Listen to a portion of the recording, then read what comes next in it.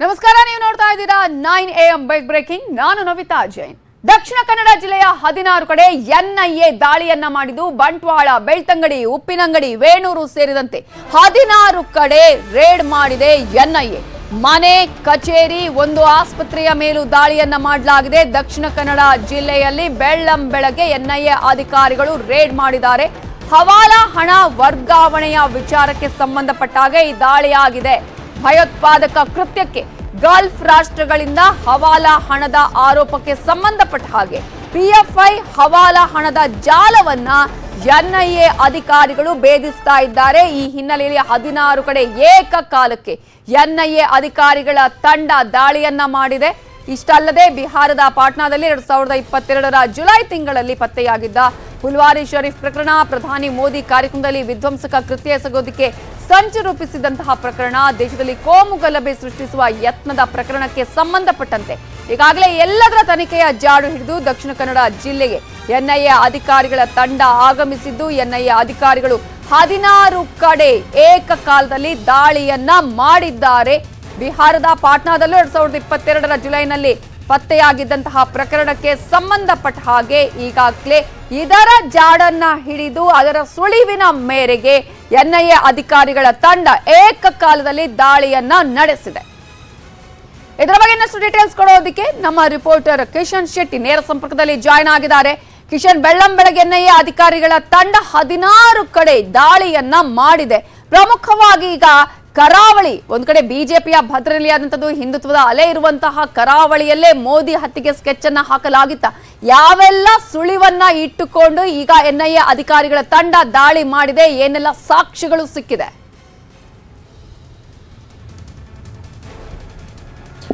ನವಿತಾ, ಮುಂಜಾನೆ ಸುಮಾರು 5:30 ಹೊತ್ತಿಗೆ ಜಿಲ್ಲೆಯ 16 ಕಡೆಗಳಲ್ಲಿ ಎನ್ಐಎ ದಾಳಿ ಮಾಡಿರುವಂಥದ್ದು. ಪ್ರಮುಖವಾಗಿ ಜಿಲ್ಲೆಯ ಗ್ರಾಮೀಣ ಭಾಗಗಳಂಥ ಬಂಟ್ವಾಳ, ಬೆಳ್ತಂಗಡಿ, ಪುತ್ತೂರು, ಉಪ್ಪಿನಂಗಡಿ, ವೇಣೂರು ಭಾಗಗಳಲ್ಲಿ ಈ ದಾಳಿ ಆಗಿರುವಂಥದ್ದು. ಸುಮಾರು 16 ಕಡೆಗಳಲ್ಲಿ ಕೆಲವು ಕಡೆ ಮನೆ, ಕೆಲವು ಕಡೆ ಕಚೇರಿ ಮತ್ತು ಒಂದು ಆಸ್ಪತ್ರೆಗೆ ಎನ್ಐಎ ದಾಳಿ ಮಾಡಿದೆ ಎಂಬ ಮಾಹಿತಿ ಕೂಡ ಲಭ್ಯ ಆಗ್ತಾ ಇದೆ. ಕಳೆದ 3-4 ತಿಂಗಳ ಹಿಂದೆ ಎನ್ಐಎ ಬಂಟ್ವಾಳದಲ್ಲಿ ದಾಳಿಯನ್ನ ಮಾಡಿತ್ತು. ಈ ಸಂದರ್ಭದಲ್ಲಿ 3 ಮಂದಿಯನ್ನ ವಶಕ್ಕೆ ಪಡ್ಕೊಂಡಿತ್ತು. ಬಂಟ್ವಾಳದ ಸಜಿಪಮುಡ ನಿವಾಸಿ ಮತ್ತು ಬೇರೆ ಬೇರೆ ಭಾಗಗಳಿಂದ ಎನ್ಐಎ ಮಾಹಿತಿಯನ್ನು ಸಂಗ್ರಹಿಸಿ 3 ಮಂದಿಯನ್ನ ವಶಕ್ಕೆ ಪಡ್ಕೊಂಡಿತ್ತು. ಅವರ ದಾಖಲೆ ಸಂದರ್ಭದಲ್ಲಿ ಸುಮಾರು ಕೋಟ್ಯಾಂತರ ರೂಪಾಯಿ ನಗದು ವಹಿವಾಟು ಆಗಿರೋದು ಕೂಡ ಗೊತ್ತಾಗಿತ್ತು. ಗಲ್ಫ್ ರಾಷ್ಟ್ರದಿಂದ ನೇರವಾಗಿ ದಕ್ಷಿಣ ಕನ್ನಡ ಜಿಲ್ಲೆಯ ಬೇರೆ ಬೇರೆ ಜನರಿಗೆ ಕೋಟ್ಯಾಂತರ ರೂಪಾಯಿ ಹಣ ವರ್ಗಾವಣೆ ಆಗಿರೋದು ಕೂಡ ಗೊತ್ತಾಗಿತ್ತು. ಯಾಕಂದ್ರೆ ಈ ಹಣ ಎಲ್ಲ ಪಿಎಫ್ಐಗೆ ಫಂಡಿಂಗ್ ಆಗ್ತಾ ಇತ್ತು. ಪಿಎಫ್ಐ ವಿಧ್ವಂಸಕ ಕೃತ್ಯಗಳನ್ನ ಮಾಡೋಕೆ ಈ ಹಣವನ್ನ ಉಪಯೋಗ ಮಾಡ್ತಾ ಇತ್ತು ಎಂಬ ಮಾಹಿತಿ ಕೂಡ ಎನ್ಐಎಗೆ ಲಭ್ಯ ಆಗಿತ್ತು. ಇವತ್ತಿನ ದಾಳಿ ವಿಚಾರ ಕೂಡ ಅದೇ ಆಗಿರುವಂತದ್ದು. ಎನ್ಐಎ ದಾಳಿಯ ಸಂದರ್ಭದಲ್ಲಿ ಈ 16 ಕಡೆಗಳಲ್ಲಿ ದಾಳಿಯನ್ನು ಮಾಡಿದೆ. ಇವರಿಗೆಲ್ಲರಿಗೂ ಕೂಡ ಪಿಎಫ್ಐನ ಫಂಡಿಂಗ್ ಆಗ್ತಾ ಇತ್ತು. ಗಲ್ಫ್ ರಾಷ್ಟ್ರದಿಂದ ನೇರವಾಗಿ ಇವರ ಅಕೌಂಟ್ಗಳಿಗೆ ಪಿಎಫ್ಐಗೆ ಸಂಬಂಧಪಟ್ಟಂತ ಹಣ ಬರ್ತಾ ಇತ್ತು ಎಂಬ ಮಾಹಿತಿ ಕೂಡ ಲಭ್ಯ ಆಗಿರುವಂಥದ್ದು. ಈ ನಿಟ್ಟಿನಲ್ಲಿ ಎನ್ಐಎ ಅಧಿಕಾರಿಗಳು ಸ್ಥಳೀಯ ಪೊಲೀಸರ ಮಾಹಿತಿಯನ್ನು ಪಡ್ಕೊಂಡು ಅವರ ನೆರವನ್ನು ಪಡ್ಕೊಂಡು ಈಗ ದಾಳಿಯನ್ನು ಮಾಡಿರುವಂಥದ್ದು. ಈಗಾಗಲೇ ದಾಳಿ ಕಂಟಿನ್ಯೂ ಆಗ್ತಾ ಇದೆ, ಕಾರ್ಯಾಚರಣೆ ಕೂಡ ಕಂಟಿನ್ಯೂ ಆಗ್ತಾ ಇದೆ. ಎಲ್ಲ ಸಂದರ್ಭದಲ್ಲಿ ಇವರ ಲ್ಯಾಪ್ಟಾಪ್ ಆಗಿರ್ಬೋದು, ಮೊಬೈಲ್ ಫೋನ್ ಆಗಿರ್ಬೋದು, ಖಾತೆಗಳ ವರ್ಗಾವಣೆ ಆಗಿರ್ಬೋದು, ಎಲ್ಲ ವಿಚಾರಗಳನ್ನ ಎನ್ಐಎ ಪಡ್ಕೊಳ್ತಾ ಇದೆ. ಒಂದು ಹಂತದಲ್ಲಿ ಗಲ್ಫ್ ರಾಷ್ಟ್ರದಿಂದ ನೇರವಾಗಿ ಇವರ ಅಕೌಂಟ್ಗೆ ಕೋಟ್ಯಾಂತರ ರೂಪಾಯಿ ಹಣ ಸಂದಾಯ ಆಗಿರೋದು ಮತ್ತು ವರ್ಗಾವಣೆ ಆಗಿರೋ ಹಿನ್ನೆಲೆಯಲ್ಲಿ ಎನ್ಐಎ ಈ ದಾಳಿಯನ್ನು ಮಾಡ್ತಾ ಇರುವಂತದ್ದು. ಮತ್ತೊಂದು ಕಡೆ ಕಳೆದ ವರ್ಷ ಬಿಹಾರದ ಪಾಟ್ನಾದಲ್ಲಿ ಮೋದಿ ಹತ್ಯೆಗೆ ಸಂಚು ರೂಪಿಸಿ ಕೆಲವು ವಿಧ್ವಂಸಕ ಕೃತ್ಯಗಳನ್ನ ಸಂಚು ರೂಪಿಸಿ ಪ್ಲಾನ್ ಅನ್ನ ಆಗಿತ್ತು. ಈ ಮಾಹಿತಿಯ ಆಧಾರದಲ್ಲಿ ಕೂಡ ಎನ್ಐಎ ಅಧಿಕಾರಿಗಳು ಇಲ್ಲಿ ದಾಳಿಯನ್ನ ಮಾಡಿ ಮಾಹಿತಿಯನ್ನ ಪಡ್ಕೊಳ್ತಾ ಇದ್ದಾರೆ. ದೇಶದಲ್ಲಿ ಕೋಮು ಗಲಭೆಯನ್ನ ಮಾಡಿ ಅಥವಾ ವಿಧ್ವಂಸ ಕೃತ್ಯಗಳನ್ನ ಮಾಡಿ ಆ ಮೂಲಕವಾಗಿ ಅಶಾಂತಿಯನ್ನು ಸೃಷ್ಟಿ ಮಾಡೋಕೆ ಇವರೆಲ್ಲರೂ ಕೂಡ ಪ್ರಯತ್ನವನ್ನ ಪಡ್ತಾ ಇದ್ರು ಮಾಹಿತಿ ಕೂಡ ಎನ್ಐಎಗೆ ಲಭ್ಯ ಆಗಿರೋ ಹಿನ್ನೆಲೆಯಲ್ಲಿ ಈ ಕಾರ್ಯಾಚರಣೆ ಕೂಡ ಆಗ್ತಾ ಇದೆ. ಸದ್ಯ ಎನ್ಐಎ ಅಧಿಕಾರಿಗಳು 16 ಕಡೆಗಳಲ್ಲಿ ಕಾರ್ಯಾಚರಣೆಯನ್ನು ಮುಂದುವರಿಸಿದ್ದಾರೆ. ಅವರೆಲ್ಲ ಲ್ಯಾಪ್ಟಾಪ್ ಆಗಿರ್ಬೋದು, ಮೊಬೈಲ್ಗಳನ್ನು ವಶಪಡಿಸಿಕೊಂಡಿದ್ದಾರೆ. ಹಲವು ಮಾಹಿತಿ ಎನ್ಐಎಗೆ ಲಭ್ಯ ಆಗಿರುವಂತಹ ಅಂಶಗಳು ಕೂಡ ಸದ್ಯಕ್ಕೆ ಸಿಗ್ತಾ ಇರುವಂತದ್ದು. Navita, okay, thank you Kishan Shetty ಡೀಟೇಲ್ಸ್ಗೆ.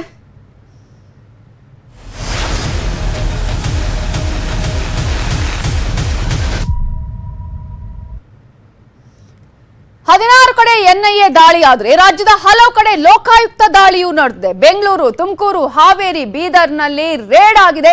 ಬೆಂಗಳೂರಿನ 2 ಕಡೆ ಲೋಕಾಯುಕ್ತ ಅಧಿಕಾರಿಗಳು ದಾಳಿಯನ್ನ ಮಾಡಿದ್ದಾರೆ. ರಾಜ್ಯದ ಹಲವೆಡೆ ಬೆಳ್ಳಂಬೆಳಗ್ಗೆ ಲೋಕಾಯುಕ್ತ ಅಧಿಕಾರಿಗಳು ಭ್ರಷ್ಟ ಅಧಿಕಾರಿಗಳಿಗೆ ಶಾಕ್ ಅನ್ನ ಕೊಟ್ಟಿದ್ದಾರೆ. ಬೆಸ್ಕಾಂ ಟೆಕ್ನಿಕಲ್ ಡೈರೆಕ್ಟರ್ ರಮೇಶ್ ಮನೆ ಮೇಲೆ ದಾಳಿಯನ್ನ ಮಾಡಿದ್ದಾರೆ ಲೋಕಾಯುಕ್ತ ಅಧಿಕಾರಿಗಳು. ಅದೇ ರೀತಿಯಾಗಿ ತುಮಕೂರಿನಲ್ಲಿ ಕೆಐಎಡಿಬಿ ಅಧಿಕಾರಿ ಮೇಲೂ ಕೂಡ ರೇಡ್ ಅನ್ನ ನಡೆಸಲಾಗಿದೆ. ಬೀದರ್ನ ಭೂಸೇನಾ ನಿಗಮದ ಅಧಿಕಾರಿಗೆ ಲೋಕಾಯುಕ್ತ ಬಿಸಿ ಮುಟ್ಟಿದೆ. ಹಾವೇರಿಯಲ್ಲಿ ಎಂಜಿನಿಯರ್ ವಾಗೀಶ್ ಶೆಟ್ಟರ್ ಮನೆ ಮೇಲೆ ದಾಳಿಯನ್ನ ಮಾಡಿದ್ದಾರೆ. ಉಪವಿಭಾಗದ ಪ್ರಾಜೆಕ್ಟ್ ಎಂಜಿನಿಯರ್ ವಾಗೀಶ್ ಅವರ ದಾಖಲೆಯನ್ನ ವಶಪಡಿಸಿಕೊಂಡು ಅಧಿಕಾರಿಗಳು ಪರಿಶೀಲನೆಯನ್ನ ಮಾಡ್ತಾ ಇದ್ದಾರೆ. ಬೆಳ್ಳಂಬೆಳಗ್ಗೆ ಲೋಕಾಯುಕ್ತ ಅಧಿಕಾರಿಗಳು ಕಾರ್ಯಾಚರಣೆಯನ್ನ ಮಾಡಿದ್ದಾರೆ. ಅನೇಕ ಕಡೆಗಳಲ್ಲಿ ಬೆಳ್ಳಂಬೆಳಗ್ಗೆ ಭ್ರಷ್ಟ ಅಧಿಕಾರಿಗಳಿಗೆ ಲೋಕಾಯುಕ್ತ ಅಧಿಕಾರಿಗಳು ಶಾಕ್ ಅನ್ನ ಕೊಟ್ಟಿದ್ದಾರೆ. ಬೆಂಗಳೂರು, ತುಮಕೂರು, ಹಾವೇರಿ, ಬೀದರ್ ಸೇರಿದಂತೆ ಅನೇಕ ಕಡೆಗಳಲ್ಲಿ ಲೋಕಾಯುಕ್ತ ಅಧಿಕಾರಿಗಳು ಇವತ್ತು ದಾಳಿಯನ್ನ ಮಾಡಿರೋದನ್ನ ಗಮನಿಸ್ತಾ ಇದ್ದೀವಿ. ಭ್ರಷ್ಟ ಅಧಿಕಾರಿಗಳ ಮೇಲೆ ಅನೇಕ ಆರೋಪಗಳು ಕೂಡ ಇತ್ತು. ಜನಸಾಮಾನ್ಯರು ಲೋಕಾಯುಕ್ತದಲ್ಲಿ ಕೇಸನ್ನ ದಾಖಲಿಸಿದ್ದು ಮಾತ್ರ ಅಲ್ಲ, ಅನೇಕ ಸಾಕ್ಷ್ಯಗಳು ಕೂಡ ಸಿಕ್ಕಿರುವಂತಹ ಹಿನ್ನೆಲೆಯಲ್ಲಿ ಈಗ ಲೋಕಾಯುಕ್ತ ಅಧಿಕಾರಿಗಳು ಬೆಳ್ಳಂಬೆಳಗ್ಗೆ ದಾಳಿಯನ್ನ ಮಾಡಿದ್ದಾರೆ. ಇದರ ಬಗ್ಗೆ ಇನ್ನಷ್ಟು ಡೀಟೇಲ್ಸ್ ಕೊಡೋದಕ್ಕೆ ನಮ್ಮ ರಿಪೋರ್ಟರ್ ಮುನಿರಾಜು ನೇರ ಸಂಪರ್ಕದಲ್ಲಿ ಜಾಯಿನ್ ಆಗಿದ್ದಾರೆ. ಮುನಿರಾಜು, ಲೋಕಾಯುಕ್ತ ಅಧಿಕಾರಿಗಳು ಬೆಳ್ಳಂಬೆಳಗ್ಗೆ ದಾಳಿಯನ್ನ ಮಾಡಿದ್ದಾರೆ. ಕೇವಲ ಬೆಂಗಳೂರು ಮಾತ್ರ ಅಲ್ಲ, ರಾಜ್ಯದ ಅನೇಕ ಕಡೆಗಳಲ್ಲಿ ದಾಳಿ ಆಗಿದೆ.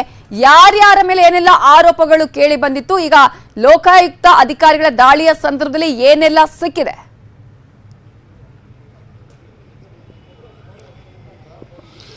ನವಿತಾ, ಇವತ್ತು ಬೆಳ್ಳಂಬೆಳಗ್ಗೆ ಬೆಂಗಳೂರು ಸೇರಿದಂತೆ ರಾಜ್ಯದ ಹಲವೆಡೆ ಲೋಕಾಯುಕ್ತ ಅಧಿಕಾರಿಗಳು ದಾಳಿಯನ್ನು ಮಾಡಿರುವಂಥದ್ದು. ಅದರಲ್ಲಿ ಬೆಂಗಳೂರಿನ 2 ಕಡೆ ಮತ್ತೆ ತುಮಕೂರು ಹಾಗೂ ಬೀದರ್ ಮತ್ತೆ ಹಾವೇರಿಯಲ್ಲಿ ಒಂದು ದಾಳಿಯನ್ನು ಮಾಡಿ ಒಂದು ತನಿಖೆಯನ್ನು ಮಾಡ್ತಾ ಇದ್ದಾರೆ. ಬೆಂಗಳೂರಿನ ವಿಜಯನಗರ ಮತ್ತೆ ಬಸವೇಶ್ವರ ನಗರದಲ್ಲಿ 2 ಅಧಿಕಾರಿಗಳ ಮನೆ ಮೇಲೆ ಲೋಕಾಯುಕ್ತ ಅಧಿಕಾರಿಗಳು ದಾಳಿ ಮಾಡಿದ್ದಾರೆ. ನಾವೀಗ ಏನ್ ನೋಡ್ತಾ ಇದ್ದೀವಿ, ಇದು ವಿಜಯನಗರದ ಮಾರುತಿ ಮಂದಿರ ಬಳಿ ಇರುವಂತಹ ಟಿ.ವಿ. ನಾರಾಯಣಪ್ಪ ಎಂಬ ಅಧಿಕಾರಿಯ ಮನೆ ಇದು. ಏನು ಅವರು ಟಿ.ವಿ. ನಾರಾಯಣಪ್ಪ ಏನಿದ್ದಾರೆ, ಅವರು ಫ್ಯಾಕ್ಟರೀಸ್ ಮತ್ತು ಬಾಯ್ಲರ್ ಇಲಾಖೆಯಲ್ಲಿ ಉಪನಿರ್ದೇಶಕರಾಗಿ ಕೆಲಸ ಮಾಡ್ತಾ ಇದ್ದಾರೆ. ಇವರ ಮೇಲೆ ಒಂದು ಆದಾಯಕ್ಕೂ ಮೀರಿ ಒಂದು ಅಧಿಕ ಆಸ್ತಿ ಗಳಿಕೆ ಮಾಡಿದ ಒಂದು ಆರೋಪ ಕೇಳಿ ಬಂದ ಹಿನ್ನೆಲೆಯಲ್ಲಿ ಇವತ್ತು ಲೋಕಾಯುಕ್ತ ಅಧಿಕಾರಿಗಳ 2 ತಂಡಗಳು ಒಂದು ಇವರ ಮನೆ ಮೇಲೆ ಒಂದು ದಾಳಿಯನ್ನ ಮಾಡಿ ಒಂದು ಶೋಧವನ್ನು ಮಾಡ್ತಾ ಇದ್ದಾರೆ.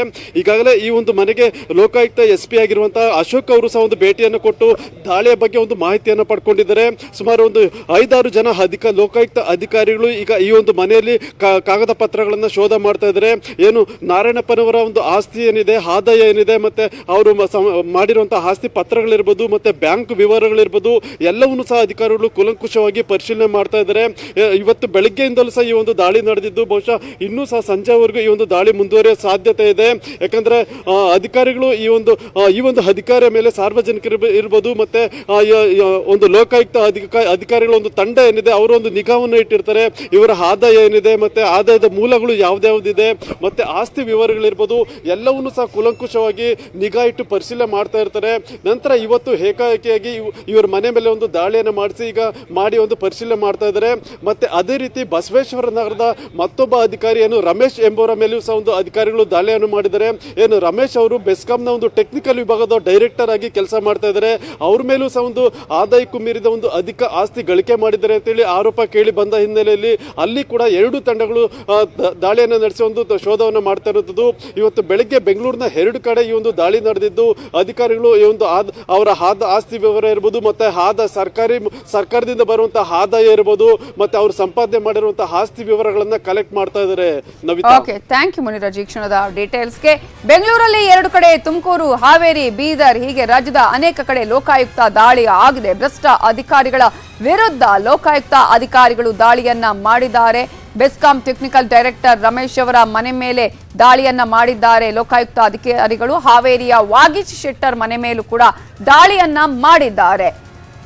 ಇನ್ನು ಬೆಸ್ಕಾಂ ಟೆಕ್ನಿಕಲ್ ಡೈರೆಕ್ಟರ್ ರಮೇಶ್ ಅವರ ಮನೆ ಮೇಲೆ ದಾಳಿಯನ್ನ ನಡೆಸಲಾಗಿದೆ. ಬಸವೇಶ್ವರ ನಗರದಲ್ಲಿದೆ ರಮೇಶ್ ಅವರ ಮನೆಗೆ ಬೆಳ್ಳಂಬೆಳಗ್ಗೆ ಲೋಕಾಯುಕ್ತ ಅಧಿಕಾರಿಗಳು ದಾಳಿಯನ್ನ ನಡೆಸಿದ್ದಾರೆ.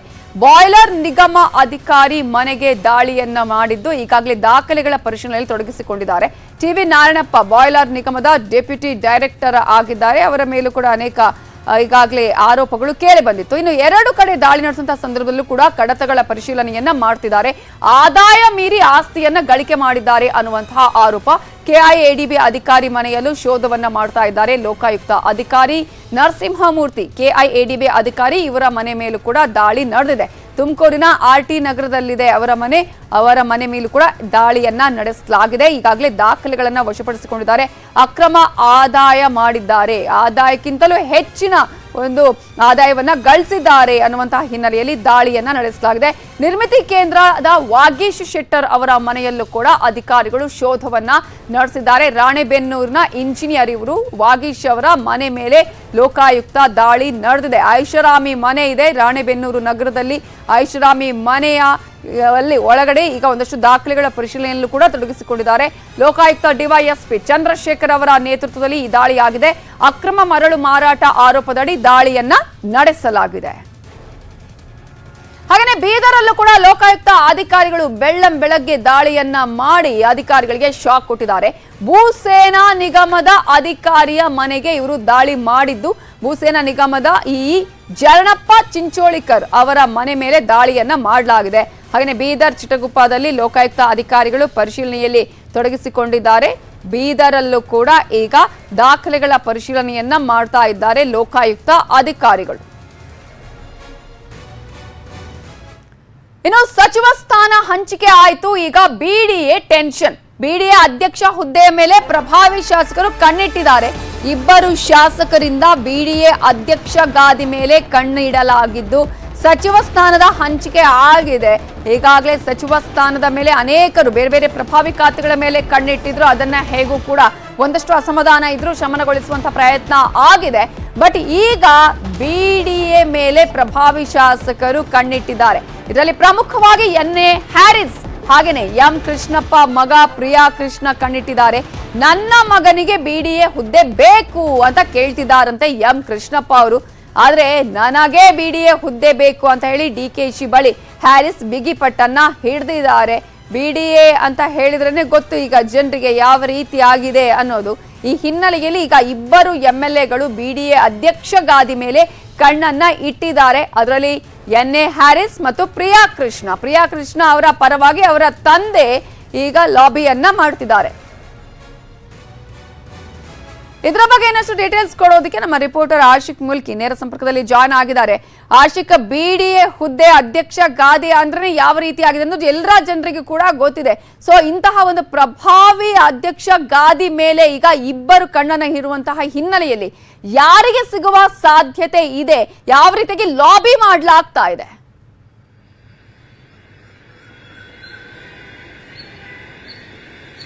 ನವಿತಾ, ನೀವೀಗಾಗಲೇ ಹೇಳಿದ ಹಾಗೆ ಸಚಿವ ಸಂಪುಟ ರಚನೆಯಾದ ಬೆನ್ನಲ್ಲಿ ಇದೀಗ ಒಂದಿಷ್ಟು ನಿಗಮ ಪ್ರಾಧಿಕಾರಗಳ ಮೇಲೆ ಆ ಸಚಿವ ಸ್ಥಾನ ಕೈತಪ್ಪಿರುವಂತಹ ಶಾಸಕರ ಕಣ್ಣು ಬಿದ್ದಿರುವಂತದ್ದು. ಇದರಲ್ಲಿ ಪ್ರಮುಖವಾಗಿ ನಂಬರ್ 1 ಎಲ್ಲಾ ಶಾಸಕರು ಕೂಡ ಬೇಡಿಕೆ ಇಡುವಂಥದ್ದು ಅಥವಾ ಈ ಒಂದು ಹುದ್ದೆ ನನಗೆ ಬೇಕೇ ಬೇಕು ಅಂತ ಪಟ್ಟು ಹಿಡಿಯೋದು ಬೆಂಗಳೂರು ನಗರದ ಅಭಿವೃದ್ಧಿಯ ಹೊಣೆ ಹೊತ್ತಿರುವಂತಹ ಬಿಡಿಎ ಮೇಲೆ, ಅಂದ್ರೆ ಬೆಂಗಳೂರು ಡೆವಲಪ್ಮೆಂಟ್ ಅಥಾರಿಟಿ ಮೇಲೆ.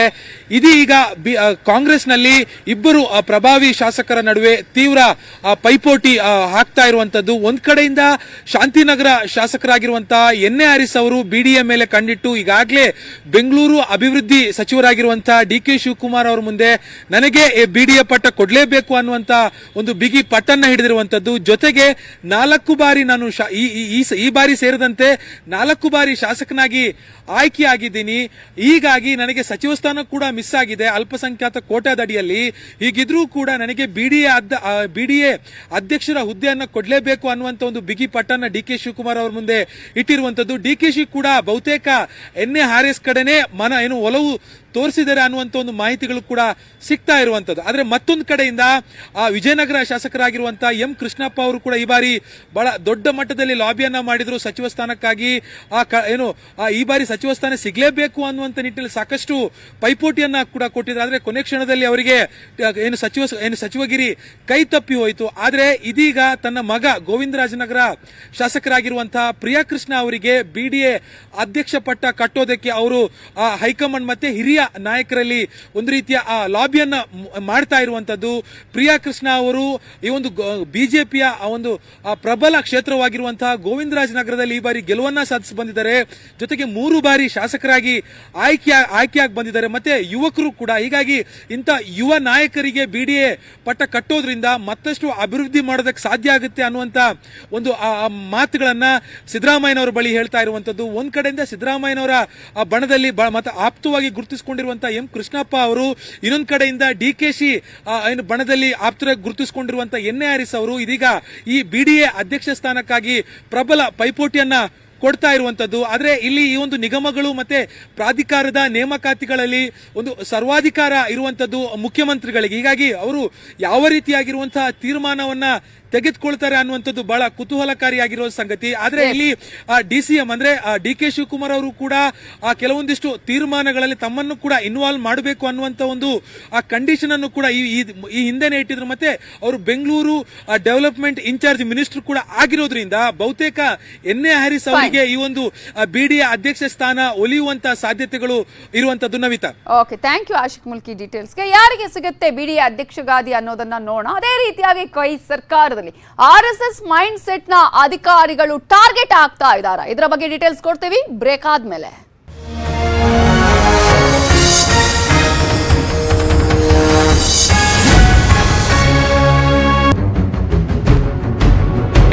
DK ಡೈಲಾಗ್ ಮೇಲೆ ಡೈಲಾಗ್ ಹೊಡೆದಿದ್ದು ಇಲ್ಲಿ ನೋಡಿದ್ರೆ ಗರಿ ಗರಿ ನೋಟ್ನ ಎಣಿಸ್ಕೊಂಡು ಓಪನ್ ಆಗಿ ಕೊಡ್ತಾ ಇತ್ತಲ್ಲಪ್ಪ. DK ಸಾಹೇಬ್ರೆ, ಅದಿರ್ಲಿ, ನಮ್ದು ಡಬಲ್ ಇಂಜಿನ್ ಸರ್ಕಾರ, ಆದ್ರೆ ಇವ್ರದು ಡಬಲ್ ಸ್ಟೇರಿಂಗು ಸರ್ಕಾರ. ಒಬ್ಬೊಬ್ರು ಒಂದ್ ಕಡೆಗೆ ಎಳಿತಾವ್ರೆ, ಯಾವ ಮೂಲೆಗೆ ಸೇರ್ಕತ್ತದೋ ಏನೋ ಅಂತ ಆಡ್ಕೊಂಡು BJP ಅವರು ನಗ್ತಾವ್ರೆ. ಇದೊಂದು ತರ ಡಬಲ್ ಸ್ಟೇರಿಂಗ್ ಸರ್ಕಾರ. ಮುಖ್ಯಮಂತ್ರಿಗಳು ಒಂದ್ ಕಡೆ, ಉಪಮುಖ್ಯಮಂತ್ರಿಗಳು ಒಂದ್ ಕಡೆ, ಯಾಕೆ ಹೇಳಿ, ಒಬ್ಬರು ಒಂದ್ ಕಡೆ ಸ್ಟೇರಿಂಗ್ ಅನ್ನ ತಿರುಗಿಸ್ತಾ ಇದ್ದಾರೆ. ಪ್ರಜಾಪ್ರಭುತ್ವ ವ್ಯವಸ್ಥೆಯಲ್ಲಿ ಅವರ ಧ್ವನಿ ಎತ್ತವ್ರಿಗೆ ಅಪೋಸಿಷನ್ ಅವ್ರು ಕೇಳ್ತಾ ಇರ್ಬೇಕು, ನಾವು ಅವ್ರಿಗೆ ಹೇಳ್ತಾ ಇರ್ಬೇಕು. ಈಗಿನ್ನ ನಮ್ಗೆ ಇನ್ನ ಮಗು ಹುಟ್ಟಿನ 15 ದಿನ ಆಗಿಲ್ಲ. ಏನಾಯ್ತು ಸ್ವಾಮಿ? ಇನ್ನ ಬಟ್ಟೆ ಗಿಟ್ಟೆ ಸೈಜ್ ಎಲ್ಲ ಹುಡುಕ್ತಾ ಇದ್ದೀವಿ. ಕೇಳಿಸ್ಕೊಂಡ್ರ ಎಡಿಟ್ರೆ, ಮಗು ಈಗ ಹುಟ್ಟೈತೆ, ಚಡ್ಡಿ ಹೊಲಿಸ್ಬೇಕು, ಬನೀನ್ ಹೊಲಿಸ್ಬೇಕು ಅಂದ್ರೆ ನಮ್ ಜನ ಕೇಳ್ತಾರ. DC ಆಫೀಸಿಂದ ಫೋನ್ ಬರ್ತದೆ, 2,000 ರೂಪಾಯಿ ಹಂಗೆ ಅಕೌಂಟ್ಗೆ ಬಿದೋಗ್ಬಿಡ್ತದೆ ಅಂತ ಡೈಲಾಗ್ ಹೊಡಿತಾ ಇದ್ರು. ಈಗ ನೋಡಿದ್ರೆ ಈಗ ಚಡ್ಡಿ ಬನೀನು ಹೊಲ್ಸಕ್ಕೆ ರೆಡಿ ಮಾಡ್ಕೊಂತ ಇದೀವಿ ಅಂತವಲ್ಲಪ್ಪ ಇವು. DC ಆಫೀಸಿಂದ ನಿಮಗೆ ಫೋನು, ಹೆಣ್ಮಕ್ಳಿಗೆ ತಾಯಿ ನಿನ್ನ ಅಕೌಂಟ್ ನಂಬರ್ ಏನು ಕಳಿಸ್ಕೊಡುವ ಅಂತ ಕೇಳಿ 2,000 ರೂಪಾಯಿ ಅವರ ಅಕೌಂಟ್ಗೆ ಬರುವಂತ ವ್ಯವಸ್ಥೆ. ನಮ್ಮ ಗ್ಯಾರಂಟಿ ಕಾರ್ಡ್ ಏನಿದೆ 200 ಯೂನಿಟ್ ಉಚಿತ, 2,000 ರೂಪಾಯಿ ಖಚಿತ, 10 kg ಉಚಿತ, 3,000 ರೂಪಾಯಿ ಯುವಕರಿಗೆ ನಿಶ್ಚಿತ. ಅಯ್ಯೋ, ನಿನ್ನ ಮಾತು ನಂಬೋಕಾಗಲ್ಲ ಕಾಣಣ್ಣ. ಸಿಕ್ಕಾಪಟ್ಟೆ ಪಿಕ್ಚರ್ ನೋಡ್ತೀಯ ಅಂತ ಕಾಣುತ್ತೆ, ಅದಕ್ಕೆ ಚೆನ್ನಾಗಿ ಜಲ ಕುಡಿತ. ನೀನು ಬುದ್ಧಿವಂತ ಅನ್ಕೊಂಡ್ಬಿಟ್ಟಿದ್ಯಾ? ಎಡಿಟ್ರೆ, DK ಏನ್ ಡೈಲಾಗ್ ಹೊಡೆಯೋದು, ನಾನೇನ್ ಕಡಿಮೆ. ಡೈಲಾಗು ಹೊಡೆದು BJPನ ಮಲಗಿಸ್ಬಿಟ್ಟೆ. ಗ್ಯಾರಂಟಿ ಕೊಡದೇ ಇರ್ಲಿ, ಇದೇ ತರ ಡೈಲಾಗ್ ಹೊಡೆದು ಕಾಂಗ್ರೆಸ್ನು ಬೀದಿಗೆ ತಗೊಂಬರ್ತೀನಿ ಅಂತ ಆ ಪಿಟೀಲ್ನ ಹೆಂಗೆ ಬಾರಿಸ್ತೈತೆ ನೋಡಿ ಇಲ್ಲಿ. 24 ಗಂಟೆ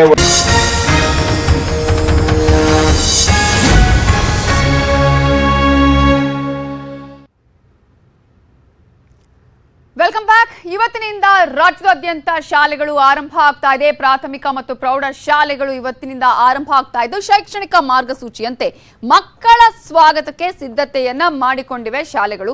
ಶಾಲೆಯನ್ನ ಸ್ವಚ್ಛಗೊಳಿಸಿ ಶೃಂಗಾರ ಮಾಡಿದ್ದಾರೆ ಸಿಬ್ಬಂದಿ, ಶಿಕ್ಷಕರು, ಮುಖ್ಯೋಪಾಧ್ಯಾಯರು. ಮಕ್ಕಳಿಗೆ ಗುಲಾಬಿ ಹೂ ಕೊಟ್ಟು, ಸಿಹಿ ಕೊಟ್ಟು ಅವರನ್ನ ಬರಮಾಡಿಕೊಳ್ಳೋದಕ್ಕೆ ಸಿದ್ಧತೆಯನ್ನ ಮಾಡಿಕೊಂಡಿದ್ದಾರೆ. ತಳಿರು ತೋರಣಗಳಿಂದ ಶಾಲೆಗಳು ಕಂಗೊಳಿಸ್ತಾ ಇದೆ. ಕೆಲವು ಕಡೆಗಳಲ್ಲಿ ಸರ್ಕಾರಿ ಶಾಲೆಗಳಲ್ಲಿ ತಳಿರು ತೋರಣಗಳಿಂದ ಸಿಂಗಾರಗೊಂಡಿದ್ರೆ, ಕೆಲವು ಸರ್ಕಾರಿ ಶಾಲೆಗಳು ಯಾವುದೇ ರೀತಿಯಾದಂತಹ ಸಿಂಗಾರವನ್ನ ಮಾಡ್ಕೊಂಡಿಲ್ಲ ಅನ್ನುವಂತಹ ಮಾಹಿತಿ ಕೂಡ ಸಿಗ್ತಾ ಇದೆ. ಮಕ್ಕಳಲ್ಲಿ ಇನ್ನಷ್ಟು ಉತ್ಸಾಹವನ್ನ ತುಂಬುವಂತಹ ನಿಟ್ಟಿನಲ್ಲಿ ಮಕ್ಕಳು ಶಾಲೆಗೆ ಬರೋದಕ್ಕೆ ಏನೆಲ್ಲ ಪ್ರಯತ್ನಗಳನ್ನ ಮಾಡಬೇಕು ಆ ರೀತಿಯಲ್ಲಿ ಎಲ್ಲಾ ಪ್ರಯತ್ನವನ್ನ ಈಗ ಶಿಕ್ಷಣ ಇಲಾಖೆ ಮಾಡ್ತಾ ಇದೆ. ಅದೇ ರೀತಿಯಾಗಿ ಮಾರ್ಗಸೂಚಿಯನ್ನ ಹೊರಡಿಸಿದೆ. LKG ಮಕ್ಕಳು, UKG ಮಕ್ಕಳು ಬಹಳ ಉತ್ಸವದಿಂದ ಕರ್ಕೊಬಂದು ಸೇರಿಸ್ತಾ ಇದ್ದೀವಿ, ಸ್ಕೂಲ್ಗೆ ಬಿಡ್ತಾ ಇದ್ವಿ. ಮತ್ತೆ ಮಕ್ಕಳು ಅದೇ ತುಂಬಾ ಸಂತೋಷದಿಂದ ಬರ್ತಾ ಇದ್ದಾರೆ. ಮಕ್ಕಳು ಹ್ಯಾಪಿಯಾಗಿರ್ತಾರೆ. ಸ್ಕೂಲಲ್ಲೂ ಅಷ್ಟೇ, ಮೇಡಮ್ಸ್ ಎಲ್ಲ, ಟೀಚರ್ಸ್ ಎಲ್ಲ ಚೆನ್ನಾಗಿ ಕೋಆಪರೇಟ್ ಮಾಡ್ತಾರೆ. ಟೀಚರ್ಸ್ ಕಷ್ಟನೇ ಸರ್, ಯಾಕಂದ್ರೆ ಮಾರ್ನಿಂಗ್ ಬಿಡಬೇಕು, ಕರ್ಕೊಂಬರ್ಬೇಕು, ಅವ್ರನ್ನೂ ಎಲ್ಲ ನಮಗೂ ಕೆಲಸಗಳಿರುತ್ತಲ್ವಾ, ಅದರಿಂದ ನಮ್ಗೆ ಇದು ಕಷ್ಟ. ಮಕ್ಕಳನ್ನು LKG ಶಾಲೆಗೆ ಬರ್ತಿದ್ಯಲ್ಲ, ಖುಷಿ ಆಗ್ತಿದ್ಯಾ? ಹ್ಯಾಪಿ ಆಗುತ್ತೆ ನಿಂಗೆ? ಚೆನ್ನಾಗಿ ಬಾ. UKG-ನಾ? ಹೊಸ ಬಟ್ಟೆ, ಹೊಸ ಯೂನಿಫಾರ್ಮ್ ಇದು? ಓದ್ತಾನ ನೀನ್ ಓದ್ತೀಯಾ? ಇಬ್ರು ಕ್ಲೋಸ್ ಫ್ರೆಂಡ್ಸಾ? ಒಂದೇ ಕ್ಲಾಸ್. LKG-ನಾ? ಏನ್ ತಿಂಡಿ ತಿಂದ್ರಿ ಬೆಳಿಗ್ಗೆ? ಹಾಲು ಬಿಸ್ಕೆಟ್. ಬಿಸ್ಕೆಟ್. ಹಾಲು ಕುಡ್ದ ಹೊಸ ಬಟ್ಟೆನ ಈ ಹೊಸ ಯೂನಿಫಾರ್ಮ್ ಇದು. ಇವತ್ತಿನಿಂದ ಶಾಲೆಗಳು ಆರಂಭ ಆಗಿದೆ. ಆದ್ರೆ ಕೆಲವು ಶಾಲೆಗಳ ಸ್ಥಿತಿ ಯಾವ ರೀತಿಯಾಗಿ ಅಂತ ಇದೆ ಅಂತ ನಾವು ಹೇಳ್ತಾ ಹೋದ್ರೆ, ಕೆಲವು ಶಾಲೆಗಳ ಪರಿಸ್ಥಿತಿ ಅದು ಅವ್ಯವಸ್ಥೆಯಾಗಿದೆ. ಭಾರಿ ಗಾಳಿ ಮಳೆಗೆ ಹಾರಿ ಹೋಗಿದೆ ಶಾಲೆಯ ಮೇಲ್ಛಾವಣಿ, ಸಂಪೂರ್ಣವಾಗಿ ಹಾರಿ ಹೋಗಿದೆ ಶಾಲೆಯ ಮೇಲ್ಛಾವಣಿ. ಬೆಳಗಾವಿಯ ಚಿಕ್ಕೋಡಿ ತಾಲೂಕಿನ ಇಂಗಳ ಗ್ರಾಮದಲ್ಲಿ ಈ ಘಟನೆ ನಡೆದಿದೆ. ಇವತ್ತಿನಿಂದ ಶಾಲೆ ಆರಂಭ ಆಗ್ತಾ ಇದೆ. 31ನೇ ತಾರೀಕು ಶಾಲೆ ಆರಂಭ ಆಗುವ ಹಿನ್ನೆಲೆ ಎಲ್ಲಾ ಸಿದ್ಧತೆಗಳನ್ನ ಮಾಡ್ಕೊಳ್ಳಿ ಅಂತ ಹೇಳಿ ಶಿಕ್ಷಣ ಇಲಾಖೆ ಹೇಳಿದೆ. ಆದ್ರೆ ಕೆಲವು ಸರ್ಕಾರಿ ಶಾಲೆಗಳ ಪರಿಸ್ಥಿತಿ ಯಾವ ರೀತಿಯಾಗಿದೆ ಅನ್ನೋದನ್ನ ನಾವು ಗಮನಿಸ್ತಾ ಹೋದ್ರೆ, ಅನೇಕ ಕಡೆಗಳಲ್ಲಿ ಅವ್ಯವಸ್ಥೆಯ ಆಗರಾಗಿದೆ. ಕೊಠಡಿಗಳು ಸರಿಯಾಗಿ ಇಲ್ಲ, ಗೋಡೆಗಳು ಬಿರುಕು ಬಿಟ್ಟಿದೆ, ಗೋಡೆಗಳು ಬೀಳುವ ಹಂತದಲ್ಲಿದೆ.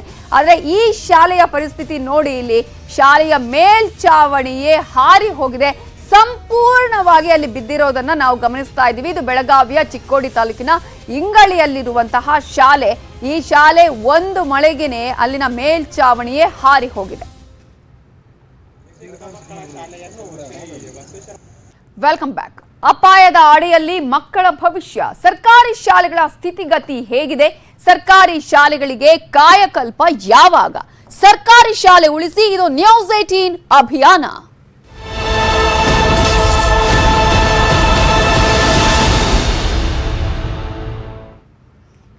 ನ್ಯೂಸ್ 18ನಲ್ಲಿ ಸರ್ಕಾರಿ ಶಾಲೆಗಳ ದುಸ್ಥಿತಿಯ ಅನಾವರಣ ಆಗ್ತಾ ಇದೆ. ಬಿದ್ದು ಹೋಗುವಂತಿದೆ ಕಟ್ಟಡಗಳು. ಪ್ರಾಣ ಭಯದಲ್ಲಿ ಮಕ್ಕಳು ಶಾಲೆಗೆ ಬರಬೇಕಾದಂತಹ ಪರಿಸ್ಥಿತಿ. ನ್ಯೂಸ್ 18 ಸರ್ಕಾರಿ ಶಾಲೆಗಳು ಯಾವ ರೀತಿಯಾಗಿದೆ, ಯಾವ ರೀತಿಯ ಸ್ಥಿತಿಗತಿ ಇದೆ ಸರ್ಕಾರಿ ಶಾಲೆಗಳದ್ದು ಅನ್ನುವಂತಹ ಕಂಪ್ಲೀಟ್ ಆದ ಮಾಹಿತಿಯನ್ನು ನಿಮ್ಮ ಮುಂದೆ ಇಡುವ ಪ್ರಯತ್ನ ಮಾಡ್ತಾ ಇದೆ. ನ್ಯೂಸ್ 18ನಿಂದ ಸರ್ಕಾರಿ ಶಾಲೆ ಉಳಿಸಿ ಅಭಿಯಾನವನ್ನ ಮಾಡಲಾಗಿದೆ. ಪ್ರತಿಯೊಂದು ಜಿಲ್ಲೆಯ ಸರ್ಕಾರಿ ಶಾಲೆಗಳ ಸ್ಥಿತಿಗತಿ ಯಾವ ರೀತಿಯಾಗಿದೆ ಅನ್ನೋದನ್ನ ಹೇಳುವ ಪ್ರಯತ್ನವನ್ನ ನಾವು ಮಾಡ್ತಾ ಇದ್ದೀವಿ. ಅವನತಿಯತ್ತ ಸಾಗಿದೆ ದಾವಣಗೆರೆಯ ಮೊದಲ ಸರ್ಕಾರಿ ಶಾಲೆ. ದಾವಣಗೆರೆಯ KR ಮಾರ್ಕೆಟ್ನಲ್ಲಿದೆ ಶತಮಾನದ ಸರ್ಕಾರಿ ಶಾಲೆ. ಹಾಳು ಕೊಂಪೆಯಾಗಿದೆ. 1900ರಲ್ಲಿ ಈ ಶಾಲೆ ಆರಂಭ ಆಗಿದೆ. ಆದ್ರೆ ಆಗ 1000 ವಿದ್ಯಾರ್ಥಿಗಳಿದ್ರು. ಆದ್ರೆ ಈಗ ಆ ಸಂಖ್ಯೆ ಎಷ್ಟಕ್ಕೆ ಇಳಿದಿದೆ ನೋಡಿ, 48 ವಿದ್ಯಾರ್ಥಿಗಳು ಮಾತ್ರ ಇರೋದು ಈ ಶಾಲೆಯಲ್ಲಿ. 42 ಶಿಕ್ಷಕರಿದ್ರು. ಆದ್ರೆ ಈಗ ಇರೋದು ಬರೀ 3 ಮಂದಿ ಶಿಕ್ಷಕರು. ಒಡೆದು ಹೋಗಿದೆ ಹೆಂಚು, ಬಿರುಕು ಬಿಟ್ಟಿದ ಶಾಲೆಯಲ್ಲೇ ಮಕ್ಕಳು ಓದಬೇಕು, ವಿದ್ಯಾಭ್ಯಾಸವನ್ನ ಪಡಿಬೇಕು. ಮಳೆ ಬಂದ್ರೆ ಈ ಶಾಲೆಯ ಮಕ್ಕಳ ಪರಿಸ್ಥಿತಿ ಅಂತೂ ಯಾರಿಗೂ ಬೇಡ. ಹಲವು ಬಾರಿ ಮನವಿಯನ್ನ ಮಾಡಿದ್ರೂ ಕೂಡ ಶಾಲೆಯ ಬಗ್ಗೆ ಅಧಿಕಾರಿಗಳು ಗಮನ ಕೊಡ್ತಾ ಇಲ್ಲ. ಇದರಿಂದ ಬೇಸತ್ತು ಮಕ್ಕಳನ್ನ ಬೇರೆ ಶಾಲೆಗೆ ದಾಖಲಾತಿ ಮಾಡಿಸ್ತಾ ಇದ್ದಾರೆ ಪೋಷಕರು. ಇದು 123 ವರ್ಷದ ಕಟ್ಟಡ. 123 ವರ್ಷದ ಕಟ್ಟಡ ಅಂತಂದ್ರೆ ಕಟ್ಟಡ ಮಾತ್ರ ಭಾಳ ಸುಂದರವಾಗಿದೆ, ಅಷ್ಟೇ ಕ್ವಾಲಿಟಿ ಆದಂಥ ಕಟ್ಟಡ. ಆದರೆ ಇದು ರಿಪೇರಿ ಅಥವಾ ಇದಕ್ಕೆ ಹೊಸ ಒಂದು ರೂಪ ಕೊಡ್ತಕ್ಕಂಥ ಇದು ಇಲ್ಲಲ್ಲಿ ಇಲಾಖೆ ಫೇಲ್ ಆಗಿದೆ ಅಂತ ನಾನು ಹೇಳ್ಬೋದು. ಅದರ ನಿರ್ವಹಣೆ ಇಲ್ಲದೇ ಹಂಚುಗಳೆಲ್ಲ ಸೋರ್ತವೆ. ಮಳೆ ಬಂದರೆ ಎಲ್ಲ ಇದು ತರಗತಿ ಕೋಣೆ ಒಳಗೆ ನೀರು ಬೀಳ್ತವೆ, ಮಕ್ಕಳು ಹೇಗೆ ಕೂತ್ತಾರೆ. ಮತ್ತು ಇಲ್ಲಿವರೆಗೆ ನಾವು ಕಳ್ಸಾಕತ್ತಿ ನೋಡಾಕತ್ತೀವಿ, ಎಲ್ಲ ಕಿಟಕಿ ಸೋರ್ತಾವೆ, ದಿನನಿತ್ಯ ಕಳ್ತನ ಆಗತ್ತಿ, ಬೀಡಿ ಸಿಗರೇಟು ಧೂಮಪಾನ ಜಾಸ್ತಿ ಆಗಿಬಿಡತ್ತಿ. ಇವರು ಶಾಲೆ ಬಂದ್ ಮಾಡಿದ ಮೇಲೆ ಭಾರಿ ವ್ಯತ್ಯಾಸ. ಇವ್ರು ಬಂದು ಪಾಪ ಮಕ್ಕಳೆಲ್ಲ ಕ್ಲೀನ್ ಮಾಡೋಕೆ ನಮ್ಮರು ಆ ರೇಂಜಿಗೆ ಬಂದುಬಿಡತ್ತಿದ್ದು ಶಾಲೆ. ಆದರೆ ಯಾರ ಗಮನಕ್ಕೂ ಬರ್ತಿಲ್ಲ ರೀ ಅದು. ದಾವಣಗೆರೆಯ 123 ವರ್ಷಗಳ ಇತಿಹಾಸ ಇರುವ ಈ ಶಾಲೆಯ ಸ್ಥಿತಿ ಈಗ ಯಾವ ರೀತಿಯಾಗಿದೆ ಅನ್ನೋದ್ರ ಬಗ್ಗೆ ಪ್ರತ್ಯಕ್ಷ ವರದಿಯನ್ನು ಕೊಟ್ಟಿದ್ದಾರೆ ನಮ್ಮ ರಿಪೋರ್ಟರ್ ಸಂಜಯ್. ರಾಜ್ಯಾದ್ಯಂತ ಇಂದಿನಿಂದ ಶಾಲೆಗಳು ಆರಂಭವಾಗಿದೆ. ಆದರೆ ಶಾಲೆಗಳ ಸ್ಥಿತಿಗತಿ ಯಾವ ರೀತಿ ಅನ್ನೋದನ್ನು ಒಂದು ರಿಯಾಲಿಟಿ ಚೆಕ್ಕಿಗೆ ನಾವು ಬಂದಿದ್ದೀವಿ. ದಾವಣಗೆರೆಯಲ್ಲಿ ಕೂಡ ಏನು ನಾವು KR ಮಾರ್ಕೆಟ್ನ ಒಂದು ಸರ್ಕಾರಿ ಶಾಲೆಯಲ್ಲಿದ್ದೀವಿ. ಈ ಶಾಲೆ 1900 ಇಸ್ವಿಯಲ್ಲಿ ಪ್ರಾರಂಭವಾಗಿದೆ. ಆದರೆ ದಾವಣಗೆರೆಗೆ ಮೊಟ್ಟ ಮೊದಲ ಸರ್ಕಾರಿ ಶಾಲೆ ಇದಾಗಿದೆ. ಈಗ ಸರ್ಕಾರಿ ಶಾಲೆಯ ಸ್ಥಿತಿ ಹೇಗಿದೆ ಅನ್ನೋ ನಾವು ದೃಶ್ಯಗಳಲ್ಲಿ ನೋಡ್ಬೋದು. ಬನ್ನಿ, ನಾನು ತೋರಿಸ್ತಾ ಹೋಗ್ತೀನಿ. ನೋಡ್ಬೋದು, ಈ ಶಾಲೆ ಸುಮಾರು ದಾವಣಗೆರೆಗೆ ಮೊದಲನೇ ಶಾಲೆ. ಆದರೆ ಇದನ್ನು ಯಾವ ಸರ್ಕಾರ ಬಂದರೂ ಕೂಡ ಈ ಕಡೆ ಗಮನ ಹರಿಸ್ತಾ ಇಲ್ಲ. ಸಾಕಷ್ಟು ಬಾರಿ ಇಲ್ಲಿಯ ಶಿಕ್ಷಕರಿರ್ಬೋದು, ಪೋಷಕರಿರ್ಬೋದು ಈ ಶಾಲೆನ ಒಂದು ಸ್ವಲ್ಪ ಉನ್ನತೀಕರಣ ಮಾಡಲಿಕ್ಕೆ ಅನುಕೂಲ ಮಾಡಿಕೊಡಿ ಅಂತ ಸಾಕಷ್ಟು ಮನವಿಗಳನ್ನು ಸಲ್ಲಿಸಿದ್ದಾರೆ. ಆದರೆ ಯಾವುದೇ ರೀತಿ ಸರ್ಕಾರಗಳು ಈ ಕಡೆ ಗಮನಿಸಿಲ್ಲ. ನಾವು ನೋಡ್ಬೋದು, ಮಳೆ ಬಂದರೆ ಯಾವ ಕ್ಷಣದಲ್ಲಿ ಬೇಕಾದರೂ ಅಲ್ಲಿ ಅಂಚುಗಳು ಉದುರ್ಬೋದು. ಆದರೆ ಮಳೆಗೆ ಬಂದಾಗ ಕಂಟಿನ್ಯೂಯಸ್ ಆಗಿ ಸೋರ್ತಾ ಇರುತ್ತೆ ಅಂತ ಇಲ್ಲಿ ಸಾಕಷ್ಟು ಒಂದು ಮಕ್ಕಳು ಕೂಡ ಹೇಳ್ತಾ ಇದ್ರು. ಅದಲ್ಲದೆ ಕೂಡ ಇಲ್ಲಿ ದೃಶ್ಯಗಳಲ್ಲಿ ನೋಡಿದಂತೆ ನಾವು ಕಿಟಕಿಗಳು ಸಹ ಸಂಪೂರ್ಣವಾಗಿ ಹಾಳಾಗೋಗಿದೆ. ಇಲ್ಲಿ ಈ ಕಿಟಕಿ ಕಿಟಕಿ ಬಾಗಿಲುಗಳು ಹಾಳಾಗೋಗಿರೋದ್ರಿಂದ ಸಾಕಷ್ಟು ಕಳ್ತನಗಳು ಆಗ್ತಾವಂತ ಇಲ್ಲಿ ಶಿಕ್ಷಕರು ಹೇಳ್ತಾ ಇದ್ರು. ಇದಲ್ಲದೆ ಕೂಡ ಕೊಠಡಿ, ಇನ್ನು ಮಕ್ಕಳ ಕೊಠಡಿ ಹೇಗಿದೆ ಅನ್ನೋದನ್ನು ತೋರಿಸ್ತೀನಿ ಬನ್ನಿ. ಇಲ್ಲಿ ಏನು ಒಟ್ಟಾರೆ 1,000 ಶಾಲಾ ಮಕ್ಕಳಿದ್ದಂಥ ಶಾಲೆ ಇದು. ಆದರೆ ಇದೀಗ ಕೇವಲ 48ಕ್ಕೆ ಇಳಿದಿದೆ. 1ರಿಂದ 7ನೇ ತರಗತಿಯವರೆಗೂ ಕೇವಲ 48 ವಿದ್ಯಾರ್ಥಿಗಳು ಮಾತ್ರ ಈ ಶಾಲೆಯಲ್ಲಿರ್ಬೋದು. ಯಾಕಂದರೆ ಇಲ್ಲಿಯ ಜನಗಳು ಎಲ್ಲರೂ ಕೂಡ ಈ ಶಾಲೆಯಲ್ಲಿ ಬೇಸತ್ತೋಗಿದ್ದಾರೆ. ಯಾವ ಕ್ಷಣದಲ್ಲಿ ಬೇಕಾದರೂ ಬೀಳ್ಬೋದು, ಏನಾದರೂ ಆತಂಕ ಆಗ್ಬೋದು ಅನ್ನೋ ಒಂದು ದೃಷ್ಟಿಯಿಂದ ಮಕ್ಕಳನ್ನ ಇಲ್ಲಿಗೆ ಸೇರಿಸ್ತಾ ಇಲ್ಲ. ದೃಶ್ಯಗಳಲ್ಲಿ ನೋಡ್ಬೋದು, ಮಕ್ಕಳು ಕೂರುವಂಥ ಕೊಠಡಿಯಲ್ಲಿ ಯಾವ ರೀತಿ ಬಿರುಕು ಬಿಟ್ಟಿದೆ, ಆಮೇಲೆ ಅಂಚುಗಳೆಲ್ಲ ಸಂಪೂರ್ಣವಾಗಿ ಒಡೆದೋಗಿದೆ. ಅಂದರೆ ಇನ್ನೇನು ಮಳೆಗಾಲ ಆರಂಭವಾಗುತ್ತೆ, ಮಳೆಗಾಲ ಆರಂಭ ಆಯಿತು ಅಂದರೆ ಕಂಟಿನ್ಯೂಯಸ್ ಆಗಿ ನೀರು ಸೋರುತ್ತೆ ಅನ್ನೋದು. ಸಾಕಷ್ಟು ಬಾರಿ ಮನವಿ ಮಾಡಿದ್ರು ಕೂಡ ಇತ್ತ ಅಧಿಕಾರಿ ಆಗಿರಲಿ, ರಾಜಕಾರಣಿಗಳಾಗಿರಲಿ ಇತ್ತ ಗಮನ ಹರಿಸ್ತಾ ಇಲ್ಲ. ಮಕ್ಕಳ ಪರಿಸ್ಥಿತಿ ಅಂತೂ ಹೇಳ್ತಿರಲಾಗಿದೆ. ಒಟ್ಟಾರೆ ಇನ್ನಾದರೂ ಸರ್ಕಾರಗಳು ಇತ್ತ ಗಮನ ಹರಿಸಿ ಈ ಶಾಲೆಯನ್ನು ಅಭಿವೃದ್ಧಿ ಪಡಿಸುತ್ತಾ ಅನ್ನೋದನ್ನು ಕಾದು ನೋಡಬೇಕಾಗಿದೆ. ಸಂಜಯ್, ನ್ಯೂಸ್ 18 ಕನ್ನಡ, ದಾವಣಗೆರೆ.